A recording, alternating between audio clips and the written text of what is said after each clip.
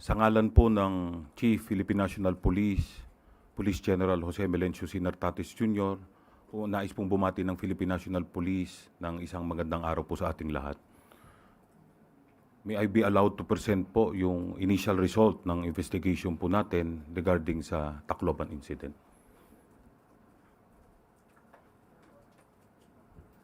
Next. So ito po, nagkaroon po ng shooting incident sa kaalaman po nating lahat noong June 22.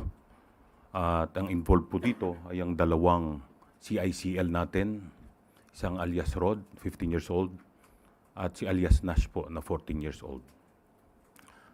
Sa kasamang palad po, meron pong nasawi na 3 at meron pong nasugatan na puro estudyante, puro mga minor na 20 po. 15 of whom ay because of firearm-related injury. At 5 po ang dahil po sa panic. Meron pong mga tumalon, merong mga nadapa. So ito po ang na-recover natin.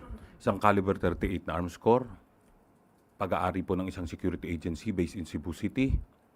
So the CSG was already directed to conduct an investigation regarding dito sa firearm po na ito. At ang isa pong 9mm Glock 17 na naka-issue po sa isang policewoman assigned sa Police Regional Office 8. Ang policewoman po na ito ay under restrictive custody na. She is undergoing pre-charge investigation and will also undergo yung summary dismissal proceedings. Ito po ang na-recover natin. So at least 34 bullets were fired. 21 po na fired cartridge cases at 13 po pong cartridges. At yung mga bala po mismo.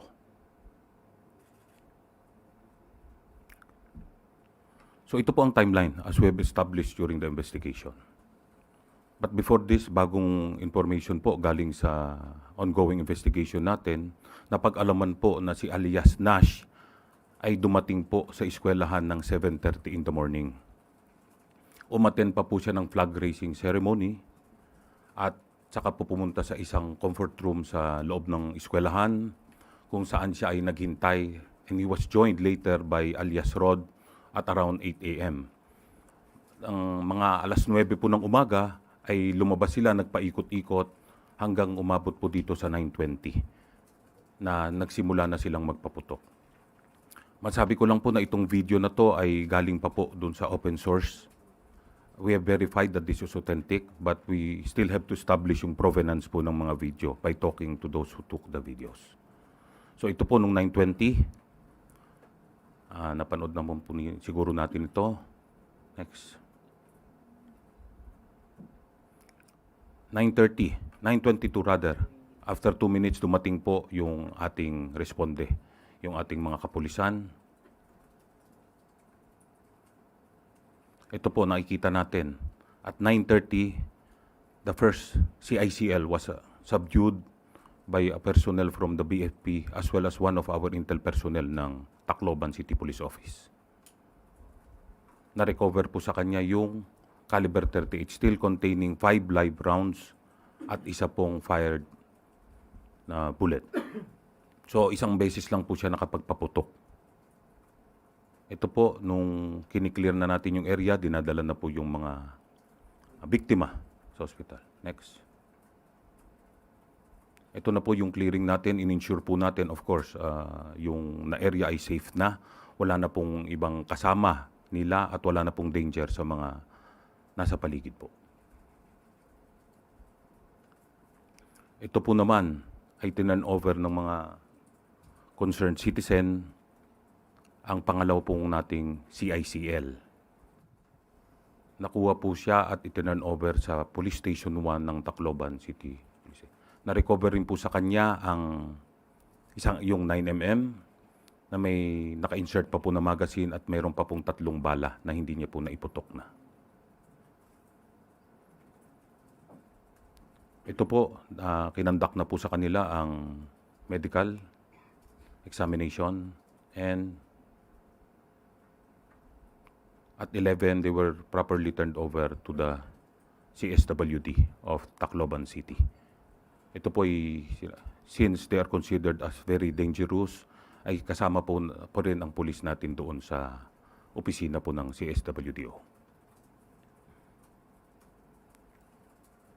Ito po ang mga actions taken natin.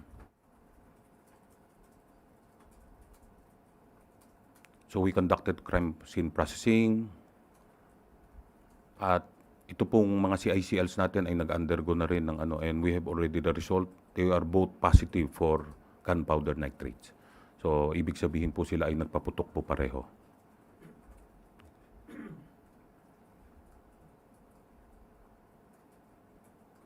Yun nga po, yung resulta ng ating firearms record verification ay lumabas nga yung isang 9mm ay naka-issue po sa ating isang police at yun nga pong 38 ay sa isang security agency.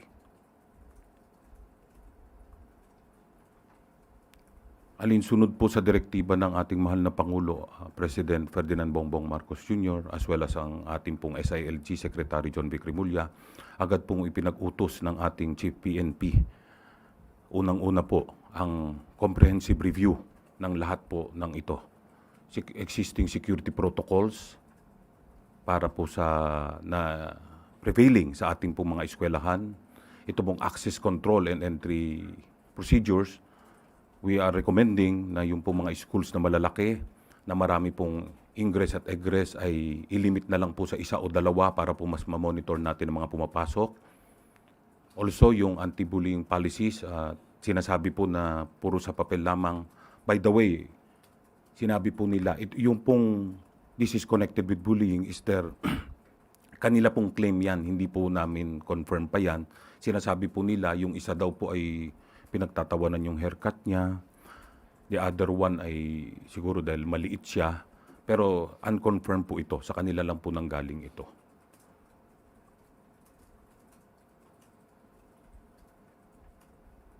Also, papalakasin po natin yung coordination mechanism between the law enforcement, the barangays, as well as the schools po natin.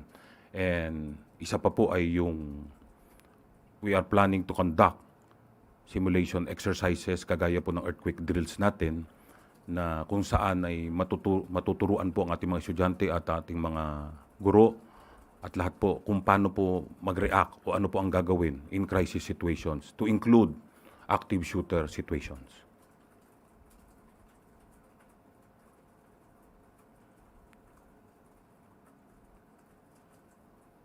Okay.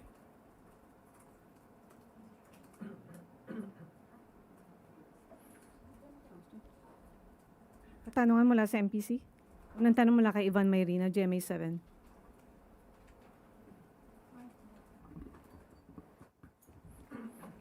Sir, good afternoon. Ang Yes, pangunahing tanong po siguro sa isip ng nakararami sa atin ay kung paanong napunta sa 2 menor de edad ang mga firearms. Ito po sir ang ating masusipang iniimbestigahan. Kagaya nga po ng sinabi ko, yung pong ating policewoman, yung po sa 9mm, ay voluntarily subjected herself to the investigation kung paano po ito nakuha. Ongoing pa po ang alam natin na pagkakaalaman natin kung paano po napunta sa kamay ng kanyang pamangkin po. And as to the 38 revolver na pag-aari ng security agency, may connection ho ba yung bata sa Yes sir, security agency? we're still tracing kung kanino pong gwardiya naka-issue itong firearm na ito at ano po ang connection niya dun sa isa pa po nating CICL. Sir, may umiikot po sa social media supposed screenshots of conversations between the two CICLs. Nakumpirma na ho ba natin ang authenticity ng conversation na to? And what can you tell us about the contents of such conversation for us to conclude na ito po'y pinagplanuhan ng dalawa? Ito pong mga content na ito we're still verifying and we will provide you with the complete details upon full verification po. Hindi pa po natin makapag-comment dito dahil hindi pa nga po natin fully verified. We can only say na doon po sa initial na investigation natin, lalo na po itong si CICL alias Nash, ay heavily influenced po ng online content. Meron po kaming nakita na ano niya, aside from his own post na mga violent videos, meron pa pong tinitignan tayo na iba po pong grupo or mga kinakasalihan niya kung saan na pwedeng nag-udyok sa kanya para gawin po ito. So, sir, are we confirming the authenticity of the conversation pero inaaral lang natin or not yet? Not yet, sir. Not yet. We cannot confirm yet that it's authentic. Okay. Sir, last na lang from my end. Meron hong sinasabi din na yung suot na t-shirt nung the younger one, yung KMFDM, yun din daw ang suot ng ilang mga na-involved na rin sa mga previous shootings in the United States, in particular yung KMFDM. What do we know about this? Meron hubang koneksyon itong mga batang ito sa isang bigger group, perhaps outside of the country na nambuyo sa kanila? Or perhaps they were brainwashed or to do these things? Yes, sir.